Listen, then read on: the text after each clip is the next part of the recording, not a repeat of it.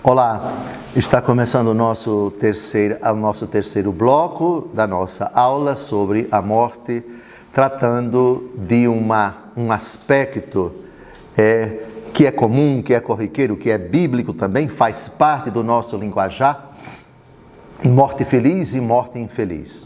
Esqueçamos o conceito de morte feliz e infeliz dado pelas outras religiões e por quem não acredita em Deus.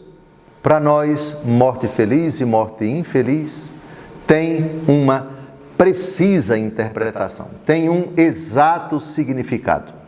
Agora nós vamos a Lucas capítulo 12, de 39 a 47, porque nosso Senhor Jesus Cristo nos ajuda a entender, na verdade, essa nomenclatura é dele. Essa nomenclatura é dele. Felizes aqueles que se encontrarem assim quando o Senhor vier. Já vimos Lucas 12, de 36 a 38. Agora vamos avançar. Lucas 12, de 39 a 47. Sabei, porém, isto: se o Senhor soubesse a que hora viria o ladrão, vigiaria sem dúvida e não deixaria forçar a sua casa. Estai, pois, preparados, porque a hora em que não pensais, virá o Filho do Homem. Disse-lhe Pedro: Senhor, propões esta parábola só a nós, ou também a todos? O Senhor replicou: qual é o administrador sábio e fiel que o Senhor estabelecerá sobre os seus operários, para lhes dar a seu tempo a sua medida de trigo? Feliz, atenção, feliz, essa é a palavra exata, essa é a palavra central, feliz daquele servo que o Senhor achar procedendo assim quando vier. Em verdade vos digo, lhe confiará todos os seus bens.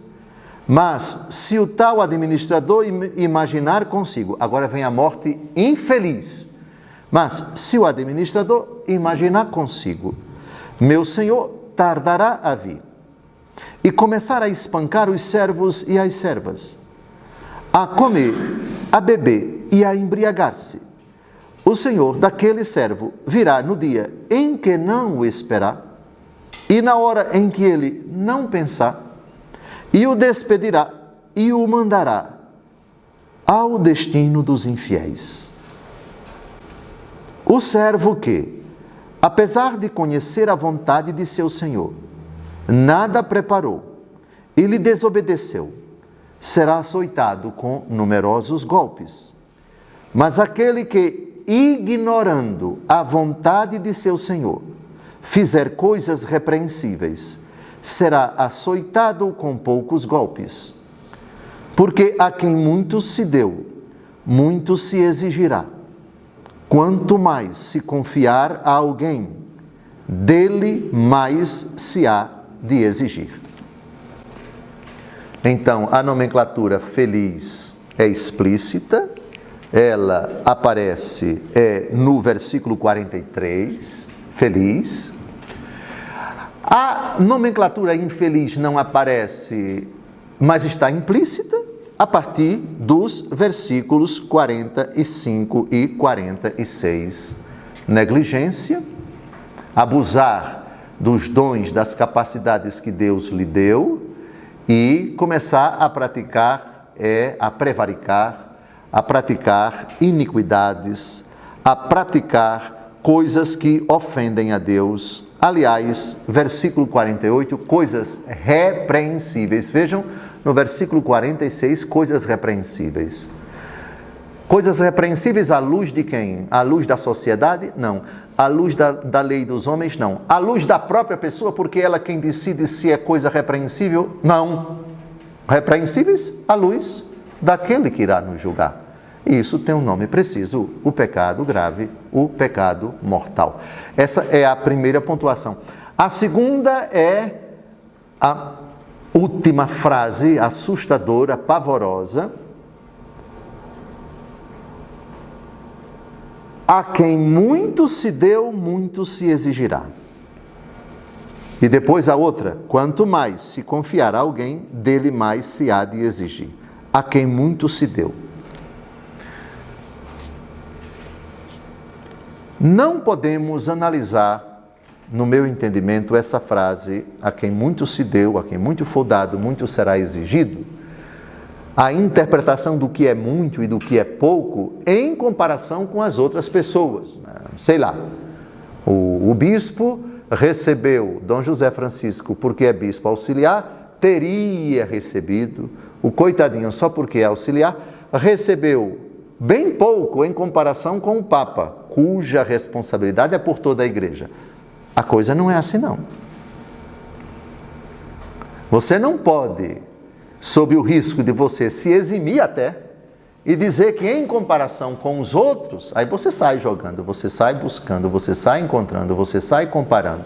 Olha, em comparação com aquele homem público eu recebi pouco. Em comparação com aquela pessoa que tem muito mais destaque, que tem muito mais responsabilidade, eu não tenho. Portanto, eu já sou um sério candidato ao céu. Não, a coisa não é assim. Você, em se tratando de se apresentar diante de Deus, você não pode dizer que você, em comparação com os outros, fez ou não fez, recebeu ou não recebeu, etc, etc. Porque é você sozinho diante de Deus.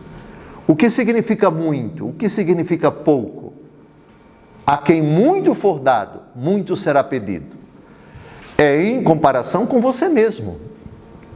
Por favor, volte no tempo aos 10 anos de idade. Eu, aos 10 anos de idade, sou remetido a uma cidade muito simples, muito humilde, matuto de pé rapado, que não conhecia nada, que não tinha noção de muita coisa. Era um ambiente provinciano, um sítio, uma roça. Ocorre que o tempo foi passando e Deus Todo-Poderoso, por meio dos meus pais, foram me dando uma formação cristã que eu reputo esmerada. No momento em que você recebe os 10 mandamentos da lei de Deus, você já começa a receber muito. Olha aí, formação moral. Minha mãe me ensinou a ser honesto, a ser decente, a não mentir, a não praticar o mal aos outros, a temer a Deus, a fazer minhas orações, a praticar a minha fé. Isso é muito ou pouco? Epa! Isso é muito? Ah, mas eu pensei que muito era entrar na escola e passar pelo prezinho e fazer o primeiro grau e o segundo grau. Bom, até certo ponto, você vai acumulando, você vai recebendo elementos, digamos assim, conhecimentos científicos, humanos, ciências biológicas, ciências exatas, etc. Você chega ao segundo grau, ao ensino médio, você passa no vestibular, você se forma, você faz um concurso, etc. Você abre o seu negócio, você exerce a sua profissão, etc. O conhecimento que você tem vai alargando, a visão que você vai tendo do mundo se alastra, as perspectivas, você viaja, você faz cursos, você faz aprimoramentos na sua profissão, você se torna craque, digamos assim, naquilo que você faz. É óbvio que, do ponto de vista da visão, do conhecimento, do enriquecimento, do aprimoramento das suas capacidades intelectivas, volitivas, do seu desenvolvimento humano, afetivo, psicossomático, é claro que 30 anos depois, por favor, você recebeu muito, você adquiriu muitos conhecimentos, adquiriu muita formação, muita experiência, você é uma pessoa vivida, claro. Mas, por favor, que adianta o homem ganhar o mundo inteiro se ele vier a perder a sua alma? Não é, portanto, exatamente, precisamente, milimetricamente, definitivamente receber muito, o fato de você ter adquirido tudo isso, por uma razão simples. Há pessoas que chegam a esse patamar e não têm um pingo de fé, ou receberam e não deram a mínima. O que vai definir, atenção, a quem muito for dado, muito será pedido. é antes de tudo na ótica da fé, na perspectiva da fé. Mesmo que a pessoa não professe a fé, mas atenção, valores que chegaram até você e que você abraçou ou não. Honestidade, retidão, bondade, generosidade. Por exemplo, tive fome e não me destes de comer. Vejam, a frase de Jesus no juízo final. Eu dei muito para você. Você podia colaborar com aquela pessoa, ajudar aquela pessoa, partilhar aquilo que você tem com aquela pessoa e você não fez. A quem muito for dado, muito será pedido. Coisas repreensíveis, essa é uma delas.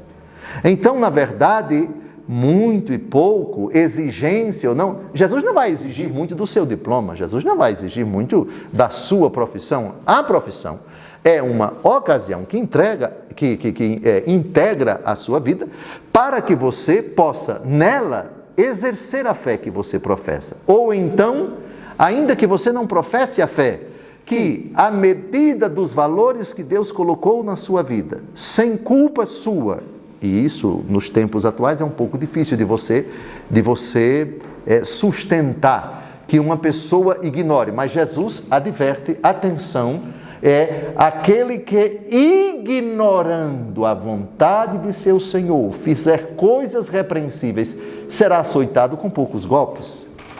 Isto é, e aqui temos que fazer uma distinção entre ignorância culpável e ignorância inculpável. Ignorância culpável, eu não sei, mas poderia saber, mas posso saber. E não faço, nem fiz por preguiça, por desleixo. Epa, esse tem culpa diante de Deus. Esse tem culpa. Agora, existe uma ignorância que é inculpável. Isto é, eu não sei quais são os 10 mandamentos, porque nunca ninguém me disse, porque nunca ninguém me ensinou. Eu não conheço a verdade que salva, eu ignoro a verdade que salva.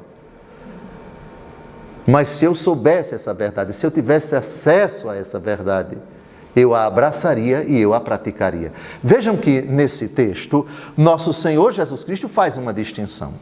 O servo que conhece a vontade do Senhor e o servo que desconhece a vontade do Senhor. Muitos açoites, tratar com rigor, a quem muito for dado, muito será pedido, e menos rigor para aquele que ignorava. Agora, eu insisto, no âmbito da ignorância, é preciso saber qual a parcela de culpa que você tem do seu estado de ignorância. Então, por exemplo, digam sinceramente, um advogado passou 4 ou 5 anos na faculdade e depois que ele sai da faculdade não sabe fazer uma petição inicial. É um ignorante que a gente tem que ter pena do bichinho? Não, de forma alguma.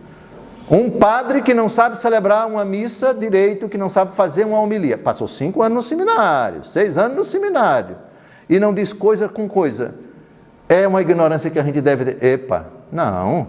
Então, a questão da ignorância aqui abordada por Jesus precisa ser ponderada para se dizer se no fim da vida da pessoa, morte infeliz, se os açoites serão muitos ou os açoites serão poucos. Está terminando o terceiro bloco. No próximo, o último, vamos concluir essa questão fascinante e também horrorosa da morte feliz e da morte infeliz. Até logo mais.